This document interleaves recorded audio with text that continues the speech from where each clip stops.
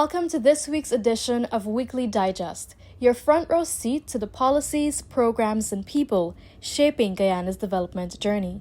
Each week, we go beyond the headlines to follow ministers of government as they implement the administration's agenda one step, one story, and one community at a time.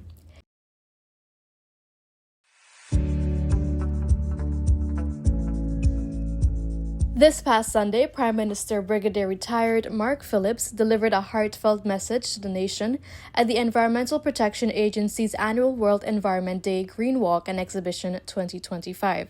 Speaking under this year's theme, Ending Plastic Pollution, the Prime Minister urged Guyanese to take action not just for today, but for future generations.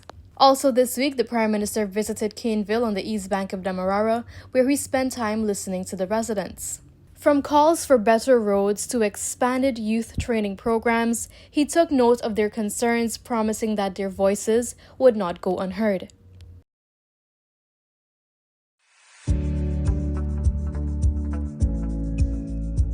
Community voices also took center stage on Tuesday when Minister of Public Works Bishop Juan Edgell met with residents of Northeast La Penitence. They're hoping to turn an underused area into a much-needed recreational space. Minister Edgell assured them that work will begin soon.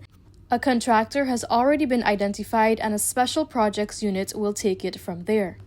The following day, Minister Edgell was up early inspecting ongoing works along Aubrey Barker Road. He urged contractors to speed things up and reminded everyone that timelines matter. Upgrades to internal roads and drainage are also planned for North and South Rumvelt.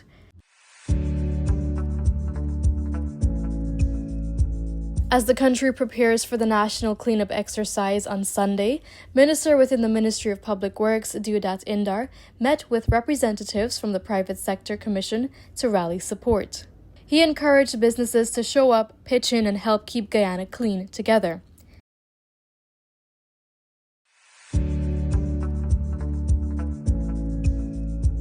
In Blackbush Polder, more than 250 families got a virtual preview of their future homes at the Hawkstye housing development.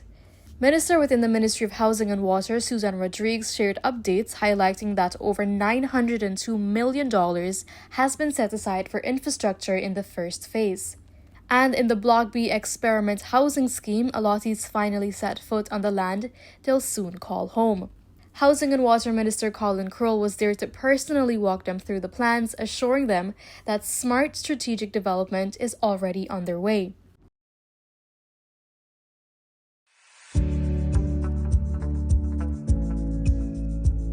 Minister of Agriculture Zulfikar Mustafa started this week in the farming community of St. Lawrence behind Perica. He met with residents and discussed ways to unlock the area's agricultural potential. Then on Wednesday, the minister was on the Quarantine Coast engaging with farmers in the Brackish Water Project. He listened and committed to finding real solutions.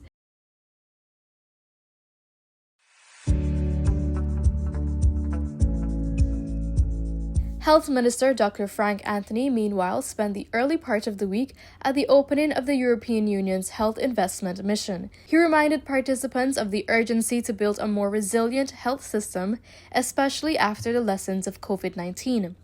The event brought together 10 leading companies looking to partner with Guyana to boost regional pharmaceutical capacity. Later in the week, Minister Anthony met with several private healthcare providers. One highlight, the introduction of the iStat Point of Care system, a portable tool with potential to improve frontline medical services. And on Friday, Minister Anthony celebrated a different kind of achievement.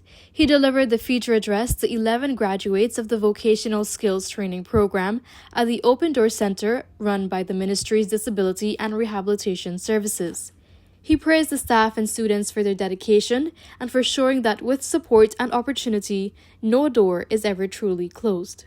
From fighting plastic pollution to planning new homes, from strengthening healthcare to building better roads, it's been a week of action, connection, and commitment. That's it for this edition of Weekly Digest. We'll see you next week with more stories from the heart of government.